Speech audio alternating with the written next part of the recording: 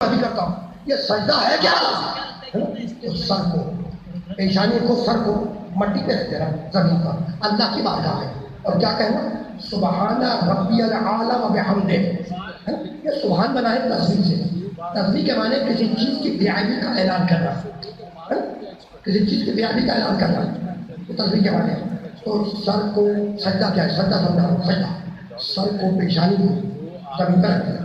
انہوں نے سر کو زمین پہ رکھ دیا، مٹی پہ رکھ دیا اللہ کی بارگاہ، اور اس کی بے عیبی کا اعلان کیا.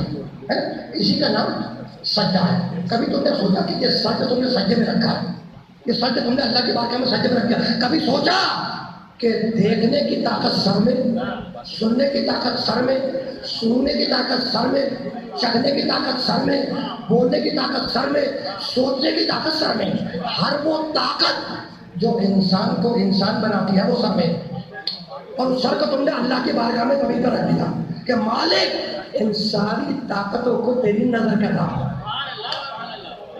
یہ نعمتیں جو تم نے عطا کی تھی، ان ساری نعمتوں اور طاقتوں کو تیری بارگاہ میں نظر کر رہا ہوں. بھائی اسی کا نام سجدہ ہے، اسی کا نام سجدہ. پھر سنو، بہت تیزی کے ساتھ آگے جانا ہے لیکن یہ جملہ ضائع نہ ہو. پھر سنو، سجدہ سر کو مٹی پہ رکھ دینا، پیشانی اللہ کی بات ہے، اور اس کی بے عیبی کا اعلان کرنا، اس کی تصویر کرنا، اسی کا نام سجدہ ہے. تو سر جو تم نے مٹی پہ رکھا، وہ سر دیکھنے کی قوت سر میں، سننے کی قوت سر میں، چکھنے کی قوت سر میں، بولنے کی قوت سر میں، سننے کی قوت سر میں، سوچنے کی قوت سر میں، دیکھنے کی قوت سر میں.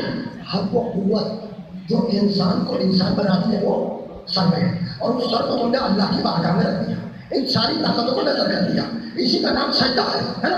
اور اب میرے نبی نے آواز دی، یا علی انت منی بے منزلت راس من الجسد. علی میں جسم ہوں، تو میرا سر ہے.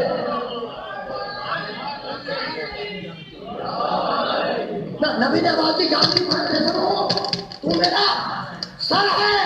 اب سمجھ میں آیا کہ نبی کے بولنے کی قوت علی، نبی کے چلنے کی قوت علی، نبی کے دیکھنے کی قوت علی، نبی کے سوچنے کی قوت علی. تو علی سے پروانہ لے لو، ورنہ جہنم میں پھینک دے گا.